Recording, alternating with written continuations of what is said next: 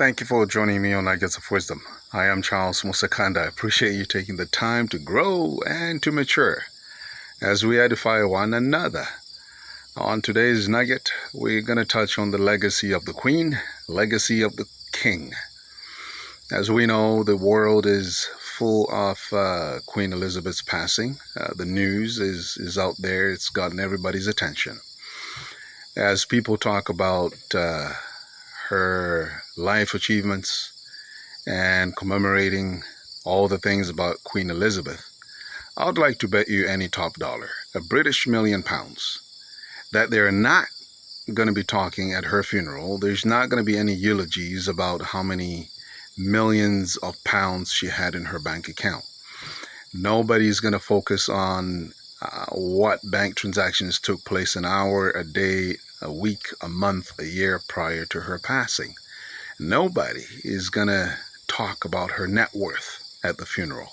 Nobody is going to be talking about the fleet of Bentleys and Rolls Royces and British luxury vehicles, your Jaguars and Land Rovers that she owned.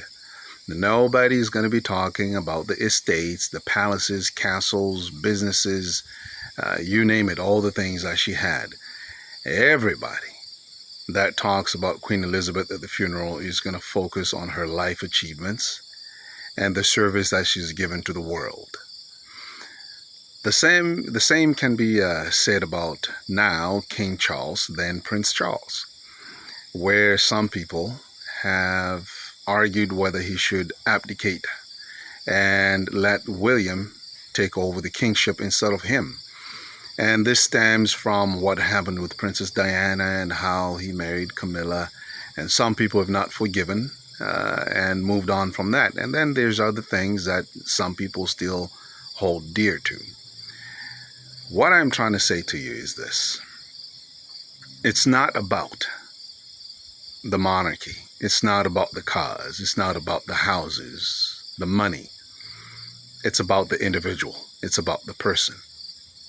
And as we focus on Queen Elizabeth's passing and documentaries and news coverage, books are going to be written, a whole lot of things are going to happen covering Queen Elizabeth's life. Don't forget that you are a king. You are a queen. And your dominion, your kingdom, is your legacy. What will people have to say about you when you leave the room, at the social club, at the golf club? What do people say about you when you leave work, at church? What do people have to say about you? How do people feel about you? When you die, what's your legacy going to be? Will some people have fond memories of you? Or will people still feel angry at you even in your grave? There's some people that have such a hold on people, yet they've been gone for 2, 3, 4 decades. And yet at the thought of them, anger bubbles up in people's lives. There's people who've done heinous, horrible crimes against humanity, and that's what they're remembered for. You mention names like Idi Amin, mention names like Saddam. Nobody cares about the amount of money and things they had. People just remember about the person, how they made people feel. Do you improve people's lives, or are you a terror? Are you a nightmare, a nuisance in people's lives? How do people relate with you? That's what matters the most. That's the legacy they'll remember.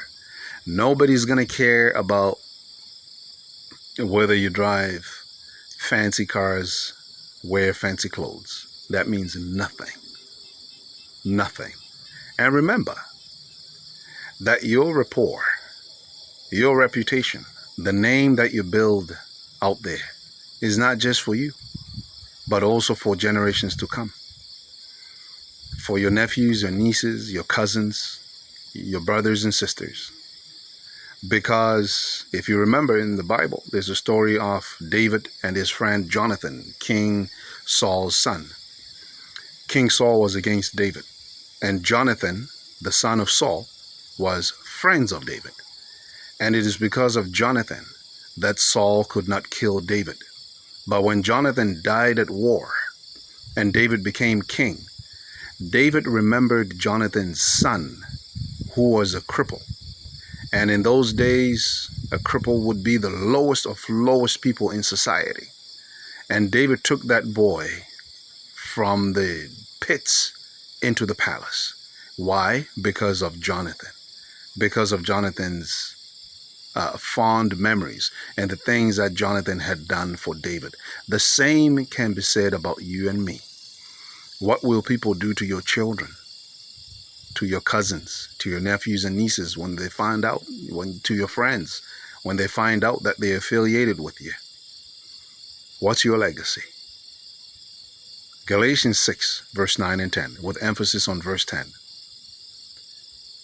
Do good unto all people, particularly those of the family of faith. Meaning do good to everybody, particularly to those whom you share core values. All people, do good.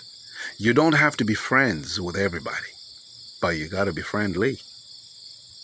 Be nice. It doesn't take anything away from you.